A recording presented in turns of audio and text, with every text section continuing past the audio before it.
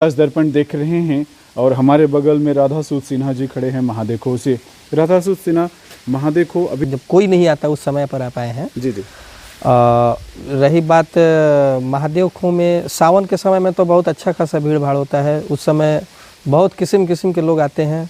उस समय सारे मतलब जो यहाँ का विधि व्यवस्था संचालन, ये कुछ कुछ आश्रम से जुड़े हुए लोग हैं जो कि हमारे आग्रह पर, जो आश्रम के बहुत पुराने लोग हैं या तो उनके परिवार के कोई जुड़े हुए हैं, जो कि इस जगह को मतलब महादेव खो को बनाने में उनके परिवारजनों का शारीरिक, बहुत कम लोग आजकल स्नान करना चाहते हैं, तो हम लोग कम उम्र में मैच्योर्ड भी हो गए हैं, पूरा महादेव खो को देख रहे हैं। हज़ारों लोग आपसे जुड़ते हैं, हज़ारों लोगों को उनसे बात करना, उनको मैनेज करना, ये सब चीज़ आप मैच्योर्ड है।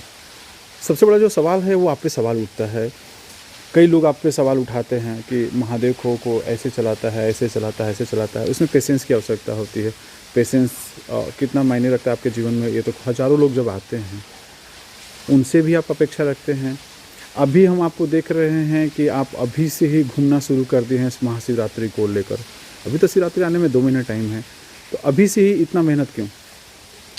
सवाल का भी इतना भी नहीं है कि हम पूरे परिपक्व हैं। हमारे अंदर अगर हमारे उम्र के लोगों के युवाओं को अगर देखा जाए तो आज के अच्छे खासे परिवार के लोग भी जो है ना, उनके परिवार भी परेशान है हमारे उम्र के युवा के, हमारे उम्र के बच्चों से।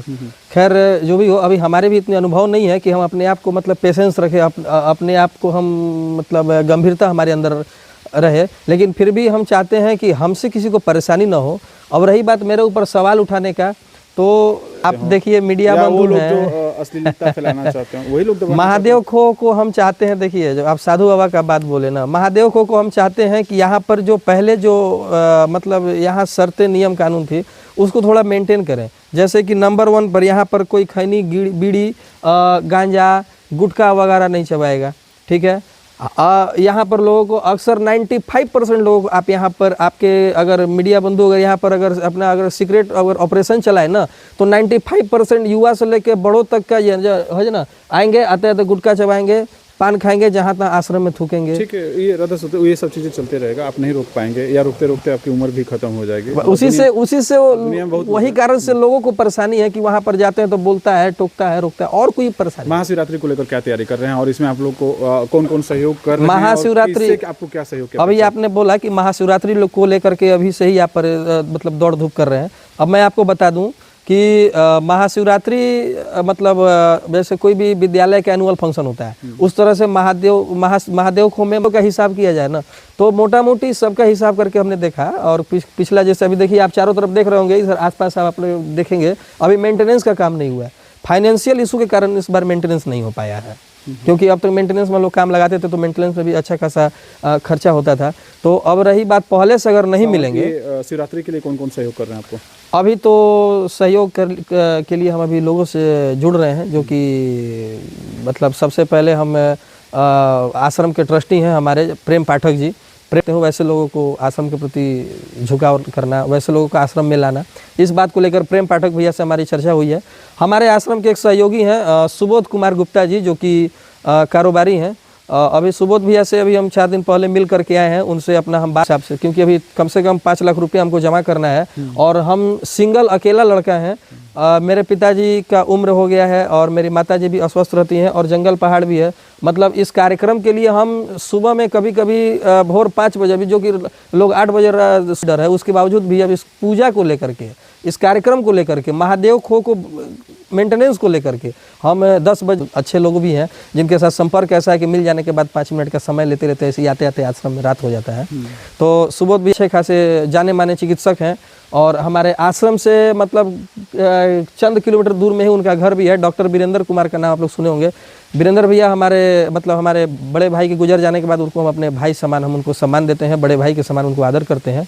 और वीरेंद्र भैया भी हैं जो कि उनके हॉस्पिटल पर या उनके घर पर जाने के बाद पूरे परिवार मतलब हमको बहुत छोटे भाई की तरह स्नेह देते हैं और छोटे भाई की तरह रहती है। और हमारे साल में जब भी जो भी जरूरत पड़ता है उस हिसाब से हमारे रिक्वायरमेंट को कुछ न कुछ पूरा करने का काम करते हैं। तो वीरेंद्र भैया से मेरी चर्चा हुई है। ठीक है, चर्चा आप कर रहे हैं। महाशिवरात्रि में आप तैयारी भी बृहद रूप से करते हैं, लोगों को भंडारा वगैरह भी कराते हैं, जी पूजा हाँ। पाठ भी बृहद तरीके से होता है। इस बार शिवरात्रि में क्या कर रहे हैं? इस बार शिवरात्रि में हमारा प्रयास है कि जो भंडारा जो मान लीजिए अभी 1000 लोगों का भोजन था, उसको कम से कम और बढ़ाया जाए।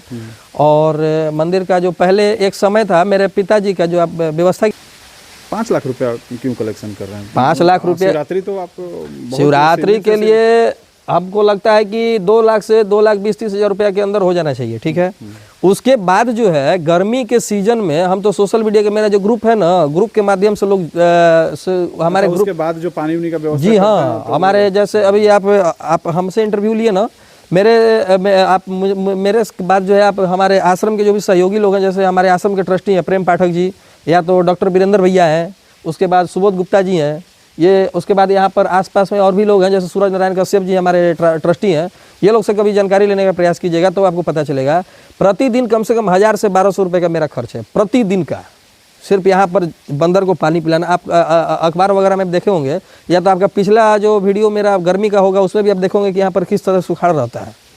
आप तो दर्शक को दिखाएंगे तो शायद दर्शक को अगर याद हो तो सेवा कार्य है अच्छी तो क्या कहते हैं, उसके लिए भी जो है खर्च है, पानी लाना, पानी स्टोर करना, पेड़ पौधे में पानी देना, इसके लिए आदमी लोग आते हैं। तो ऐसे भी, और उसके बाद जो है ना, आज हम मीडिया के सामने सिर्फ हिंट दे रहे हैं, हम कभी आज तक इस विषय पर चर्चा नहीं किए, ना किसी को बोले भी नहीं है।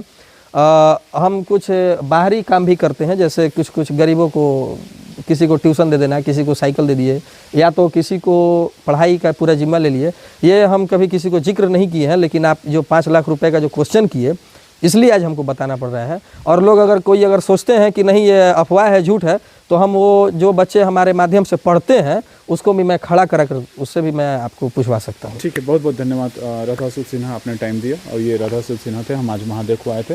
महादेव को वाकई लोगों को अपनी ओर आकर्षित करता है, चाहे यहाँ का झरना हो, वाटरफॉल हो, या ये धार्मिक नगरी हो जहाँ भगवान शिव का वास है, और यहाँ से लोगों के कई मनोकामनाएं पूर्ण होते हैं। बहुत बहुत धन्यवाद राधासुद सिन्हा। आपको भी बहुत बहुत धन्यवाद, और ऐसे तीखा सवाल करते रहिए, ताकि मेरा जो है मतलब अगर हम कहीं रास्ते से भी रास्ते अगर हम मार्ग भटक रहे हैं तो कम से कम मीडिया बंधु के माध्यम से कम हमको मार्गदर्शन मिले, ताकि हम सही रास्ते पर जा सकें। थैंक यू, बहुत बहुत धन्यवाद राधासुद सिन्हा जी, आपने समय दिया।